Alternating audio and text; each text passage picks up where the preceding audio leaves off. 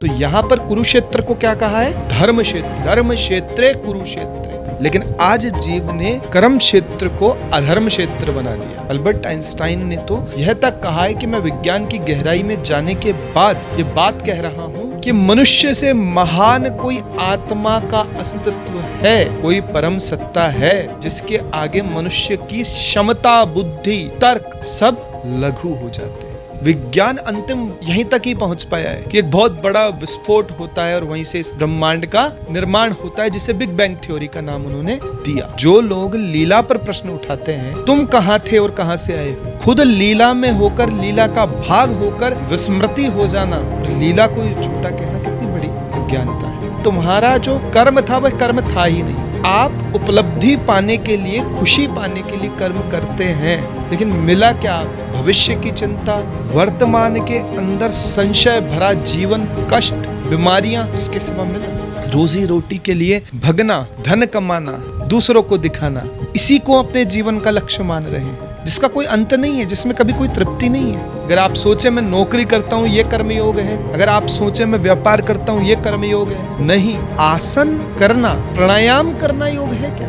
भगवान की गीता कर्म योग, ज्ञान योग, भक्ति योग, हर उस साधन को योग कह रही है। इतना स्पष्ट गीता में यह सब लिखे होने के बाद भी अगर जीव भटक रहा है तो यह जीव की अल्प बुद्धि है।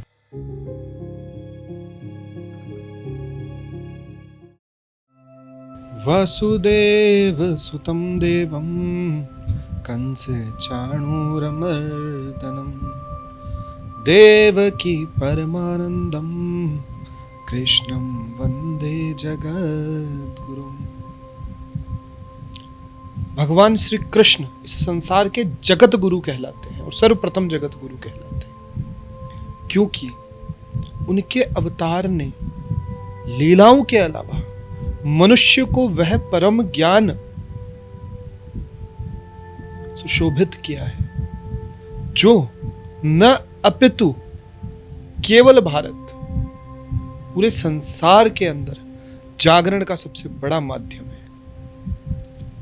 बहुत सारे प्रश्न हम जीवों के हृदय में सदैव रहते हैं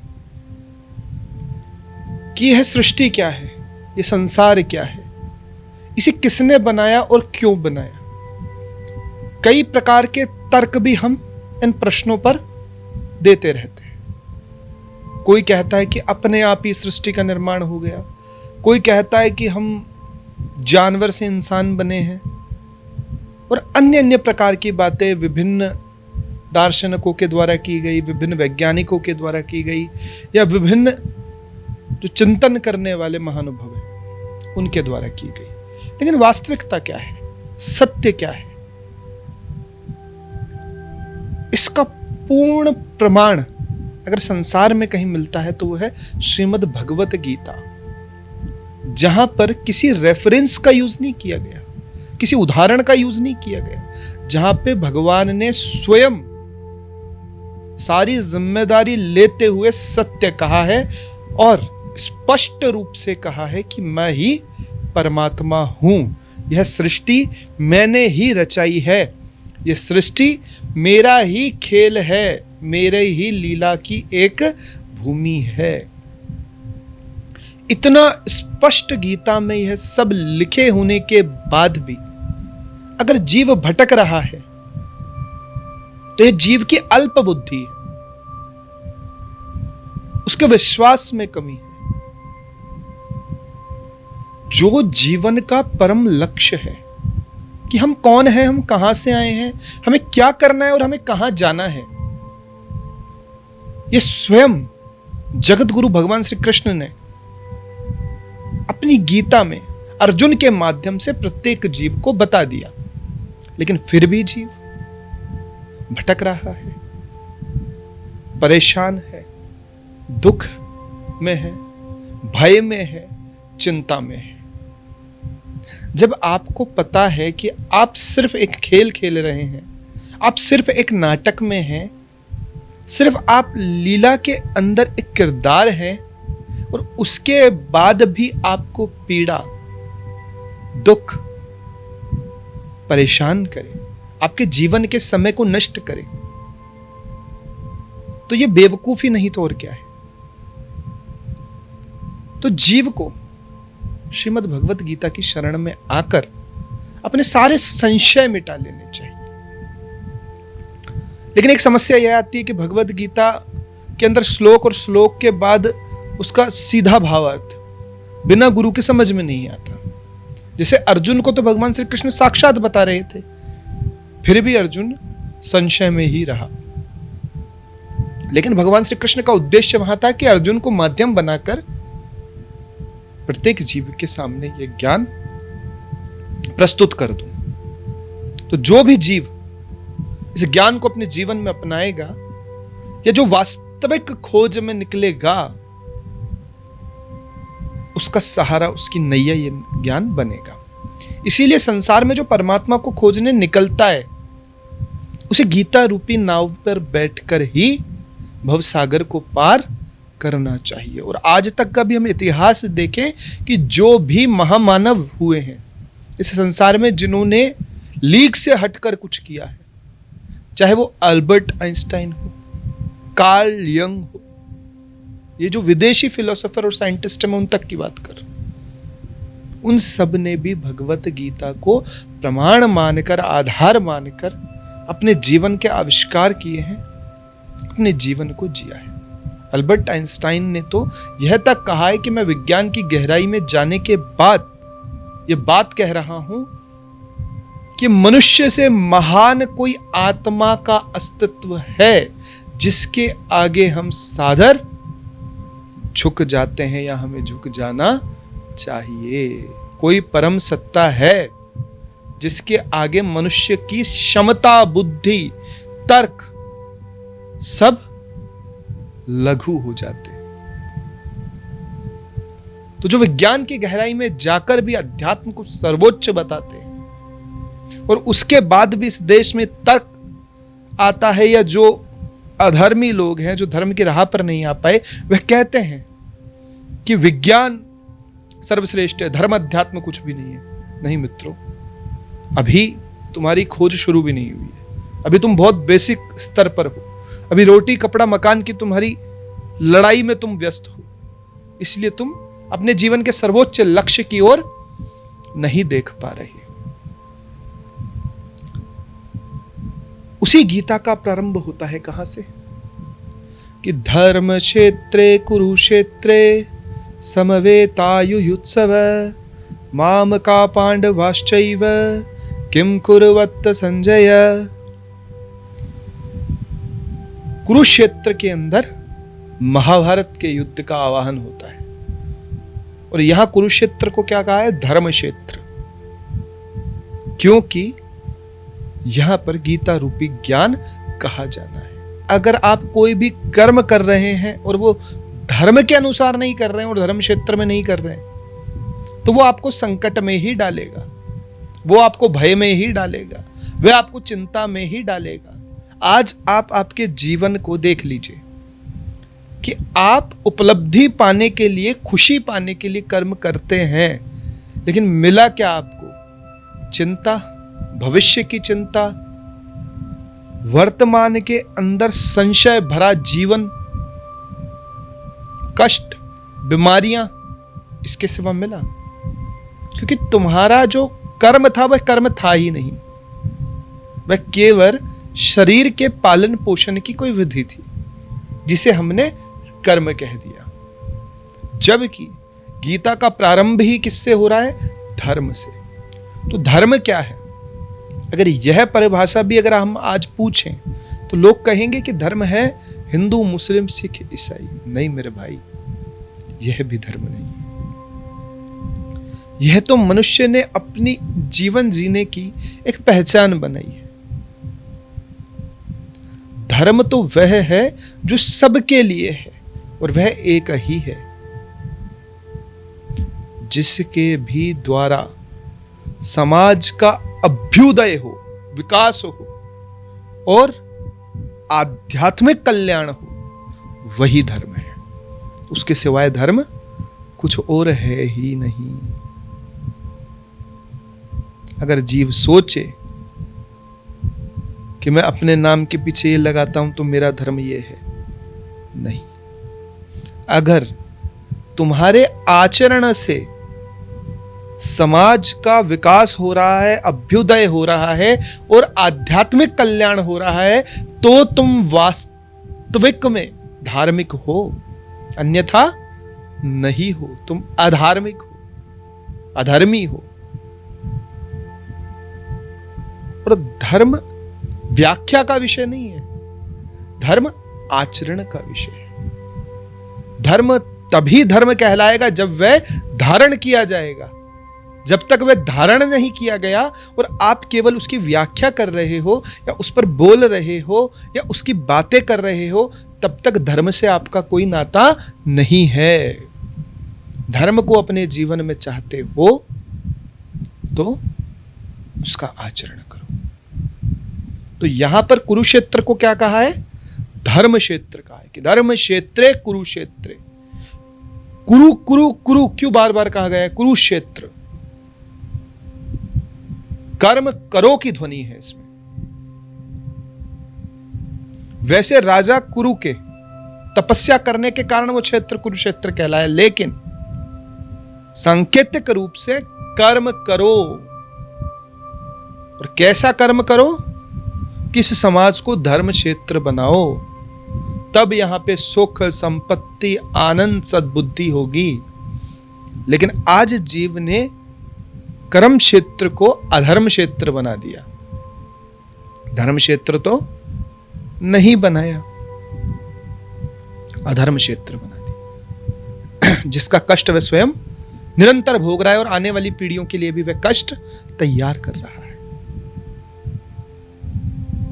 इसीलिए श्रीमद् भगवत गीता का एक एक शब्द जीव को मुक्त करता है, जीव को लक्ष्य देता है।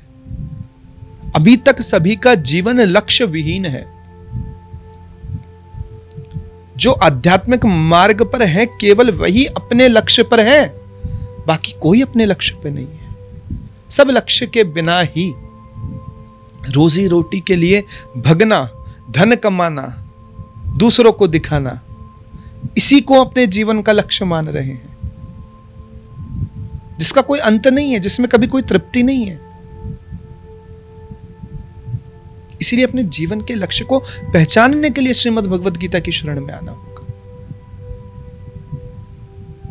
अर्जुन ने जब सब कुछ सर्वस्व अपना भगवान श्री कृष्ण को मान लिया और कृष्णम वंदे जगत गुरुम के शरणागत हो गया, स्वयं के बल को छोड़ दिया, स्वयं को अल्प बुद्धि जान लिया, अल्प ज्ञानी जान लिया, तब जाकर भगवान ने स्पष्ट रूप से इस संसार का रहस्य अर्जुन को बताया। किस प्रकार से कर्म करना चाहिए यह भी बताया कि कर्म वही है जो निष्काम भाव से किया गया हो, कर्तव्य समझकर किया गया हो और धर्म युक्त हो। फल को पाने की इच्छा से और फल पर ध्यान रखते हुए या फल से आसक्ति रखते हुए किया गया कर्म कर्म नहीं है, क्योंकि तुम्हारा सारा चिंतन तो फल को खाने में था। कर्म में तो तुम 100% कर ही नहीं पाए। यह सिद्धांत यहां पर श्रीमद् भगवत गीता देती है कि परमात्मा ने अपने आप को प्रकट रूप से व्यक्त करने के लिए इस संसार का निर्माण किया, जहां पर विज्ञान अंतिम यहीं तक ही पहुंच पाया है कि एक बहुत बड़ा विस्फोट होता है और वहीं से इस ब्रह्मांड का निर्माण होता है, जिसे बिग बैंग थ्योरी का नाम उन्होंने दिया। तो क्या एक विस्फोट से एक ऐसी सुव्यवस्थित सृष्टि का निर्माण बिना किसी प्रयोजन के हो सकता है? कहते हैं कि बिना प्रयोजन के तो कोई मूर्ख भी काम नहीं करता। मूर्ख भी कुछ कर रहा है तो उसके पीछे कोई प्रयोजन है। तो यह तो इतनी सुव्यवस्थित व्यवस्था है जहां पे परमात्मा ने स्वयं को प्रकट रूप से अभिव्यक्त किया है, चाहे वो प्रकृति हो, चाहे वो ब्रह्मांड हो, चाहे वह अन्य अन्य जीव हो, सब परमात्मा का ही स्वरूप है, जहां वह ही स्वयं के साथ लीला कर रहे हैं। तो जो लोग लीला पर प्रश्न उठाते हैं कि कृष्ण आए थे, राम आए थे, उन्होंने, वो भी मानव थे, उन्होंने लीला क्या की, तो तुम स्वयं पे प्रश्न उठा रहे हो। तुम कहां थे और कहां से आए हो? तुम यहां पर लीला क्यों कर रहे हो? तुम भी तो उस लीला के भागीदार हो। तुम बोल पा रहे हो, तुम सुन पा रहे हो, तुम जीवन के अंदर तुम्हारी एक कहानी है। तो खुद लीला में होकर, लीला का भाग होकर विस्मृति हो जाना और लीला को झूठा कहना कितनी बड़ी अज्ञानता है। इसीलिए इस संसार को धर्म क्षेत्र बनाने के लिए ही कर्म करो, तब जाकर तुम्हारा उद्धार होगा। गीता में इसे योग कहा है, कर्म योग। योग का अर्थ भी क्या है कि हम आज इंटरनेशनल योगा डे मनाते हैं, योग दिवस मनाते हैं, और हम 4-5 आसन करके, 7-8-10 आसन करके कहते हैं कि हमने योग को प्रमोट किया। तो आसन करना, प्राणायाम करना योग है क्या? ये सबसे पहले समझना होगा कि क्या हम योग की सृष्टि में आगे बढ़े हैं या नहीं बढ़े। नहीं, हमने एक्सरसाइज को, आसन को, कसरत को, व्यायाम को, प्राणायाम को योग कह दिया। नहीं, भगवान की गीता कर्म योग, ज्ञान योग, भक्ति योग, हर उस साधन को योग कह रही है जिससे परमात्मा की प्राप्ति होती है। शास्त्र कहते हैं कि योग नभ में, न आकाश में है, न भूमि पर है और न पाताल में है। योग आत्मा और परमात्मा का मिलन है, उसे ही हम पूर्ण योग कहते हैं। तो निष्काम भाव से कर्म करना और धर्म युक्त कर्म करना ही कर्म योग है। अगर आप सोचे मैं नौकरी करता हूं ये कर्म योग है, नहीं। अगर आप सोचे मैं व्यापार करता हूं ये कर्म योग है, नहीं। आपके द्वारा साधन रूपी शरीर से परमात्मा की प्राप्ति के लिए, आध्यात्मिक उत्थान के लिए, समाज के अभ्युदय के लिए क्या प्रयास किया जा रहा है, केवल वही कर्म की श्रेणी में आता है। यह बात आप बिल्कुल क्लियरली समझ लो। उसके अलावा जो भी आप कर रहे हो वह निश्चित रूप से आपके दुख का कारण बनेगा ही बनेगा, क्योंकि वहां पर कामना है, काम की भावना है। जहां पर बदले में कुछ प्राप्त करने की इच्छा है, यहीं से ही कर्म की परिभाषा ही बदल जाती है कि आप कर्म नहीं कर रहे, क्योंकि गीता में कर्म को निष्काम कर्म कहा गया है। कि आप लीला में हो, आप नाटक में हो, यहां पर आपको निष्काम रूप से कर्म करना है। इसीलिए धृतराष्ट्र सर्वप्रथम यही कहते हैं कि धर्म क्षेत्रे कुरुक्षेत्रे समवेतायुत्सवे मामका पांडवाश्चैव किम कुर्वत संजय। मनुष्य से भी यही गलती हो रही है कि वह धर्म कह तो रहा है, जैसे धृतराष्ट्र ने कहा धर्म क्षेत्रे कुरुक्षेत्र, लेकिन आगे क्या कह रहा है, मामका पांडवाश्चैव, अपने मोह को प्रदर्शित कर रहा है कि मेरे पुत्र और पांडव के पुत्र वहां पर क्या कर रहे हैं। यहां पर धृतराष्ट्र का मोह सामने आया है कि वह आंखों से ही नहीं, मोह से भी अंधा है। जबकि धृतराष्ट्र के ही भाई के पुत्र है वह, लेकिन मोहवश वह संजय से पूछ रहा है कि मेरे पुत्र और पांडव के पुत्र क्या कर रहे हैं, पांडु पुत्र क्या कर रहे हैं, उन्हें पांडव कह के संबोधित कर रहा है। समदृष्टा भाव यहां पर धृतराष्ट्र का नहीं है। जब युद्ध प्रारंभ होने वाला था तो वेदव्यास जी ने जाकर धृतराष्ट्र से कहा कि मैं आपको दिव्य चक्षु दे देता हूं, आप ये पूरा युद्ध देखिएगा, अति इंद्रिय बोध आपको हो जाएगा, जो इंद्रियों से परे होगा, आपको पूरा युद्ध दिखाई देगा। लेकिन धृतराष्ट्र अपने भीतर जानते थे कि दुर्योधन की पराजय निश्चित है, कि वह अपने परिवार का संहार अपने आंखों से नहीं देखना चाहते थे। उन्हें फिर भी यह कामना थी, यह प्रार्थना थी कि मेरे पुत्र विजयी हो जाएं, क्योंकि मोहांध थे। तब वेद व्यास जी ने वह अतीन्द्रिय बोध संजय को दिया, और संजय ने पूरी महाभारत के युद्ध को धृतराष्ट्र को सुनाया। लेकिन गीता का प्रादुर्भाव जहां होने वाला हो, वहां अपने आप धृतराष्ट्र के मुख से निकलना कि धर्म क्षेत्र कुरुक्षेत्र, तो वह स्वयं जानता है कि यह धर्म क्षेत्र है, ये संसार धर्म क्षेत्र है, ये शरीर धर्म क्षेत्र है, जहां पर हमें कर्म धर्म के अनुसार करना है, फिर भी हम अधर्म का साथ दे रहे हैं। उसके पीछे क्या कारण है?